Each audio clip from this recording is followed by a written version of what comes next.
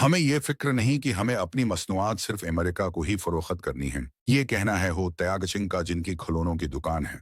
और जब वो ये बात कह रहे थे तो उनकी दुकान में मौजूद एक खिलौना जंगी त्यारा हमारे सिर के ऊपर से गुजर रहा था। इस होलसेल मार्केट में 7,50,000 से जायद दुकानें हैं जहां खरीदार चमकती क्रिसमस लाइट्स और कोचन के सामान से लेकर छतरियों हैं और मसाज गिन तक हर चीज की तलाश में आते हैं। पिछले साल अमेरिका को होने वाली तमाम चैनी बरामदात का 17% यहाँ से गया था। स्पाइडरमैन समेत तरह तरह के खिलौने के ढेर में बैठे हो त्यागचिंग भी इस तुजारती तनाजा में फ्रंट लाइन पर आ गए हैं। चीन ने साल 2014 में $34 अरब के खिलौने बरामद किए थे। इसमें से तकरीबन $10 अरब मालियत के खिलौने सिर्फ अमेरिका भेजे गए। लेकिन अब उन चीनी बरामदात पर अमेरिका ने 245% तक महसूलात आयद कर दी है। का आगाज 2018 में हुआ था कि बाद से यहाँ चीजें बदल गई हैं।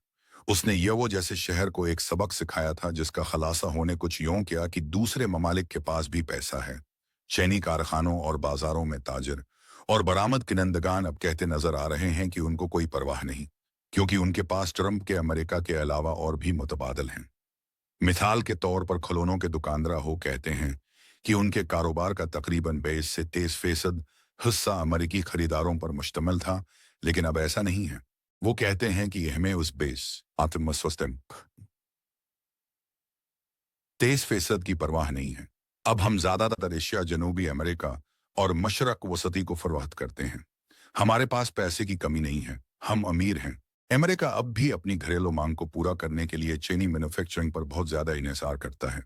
फोन, आपाम तरक्की, वाहन, कंप्यूटर, सेमीकंडक्टर्स, फर्नीचर, कपड़े और यकीनन खिलौने ही नहीं, बल्कि अमेरिकी दरामदात का अगर जायजा लिया जाए तो सिर्फ चीन में तैयार करदा इलेक्ट्रॉनिक्स और मशीनरी का हिस्सा ही 50% से ज्यादा है। आस्कर, जो कि कोलंबिया के शहरी हैं, ने उस मार्केट में घूमते हुए अपने बैग्स को स्टफ टॉयज से भर रखा है। वो है कहते हैं कि अमेरिका चीन तुजारती जंग ने देगर ममालिक के ताजिरों के लिए बहुत से मौका पैदा किए हैं। वो कहते हैं कि आजकल चीन से कारोबार करना फायदा मंद, जबकि अमेरिका से कारोबार करना नुकसानदेह है।